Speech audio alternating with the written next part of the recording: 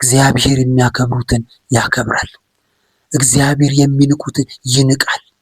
ቅድስና ለእግዚአብሔር። መጽሐፍ ቅዱስ የሚለው ያንን ነው። ቅድስና ለእግዚአብሔር። ለማንም አንቀደስም። ለመሪዎች አንቀደስም፣ ለአገልጋዮች አንቀደስም፣ ለፓስተሮች አንቀደስም። ማንም ለማንም አይቀደስም።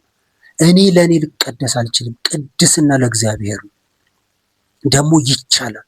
ዓለማዊውን ምኞት የሚያስንቅ የእግዚአብሔር ጸጋ ተገልጧል። ይሄ የመጨረሻው ዘመን ነው። ይሄ የተሟጠጠ ያለቀ ጊዜ ነው። እግዚአብሔር የሚቀደሱትን ይፈልጋል። እግዚአብሔር የሚያከብሩትን ይፈልጋል። መች ወደ ጌታ እንደምንሄድ አናውቅም። መች ኢየሱስ እንደሚመጣ አናውቅም። ሰዓቱን አናውቅም። ቀን ይሁን ሌሊት ይሁን ስንት ሰዓት አናውቅም። ግን ኢየሱስ ይመጣል።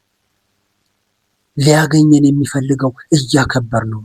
ሊያገኘን የሚፈልገው እያመለክ ነው።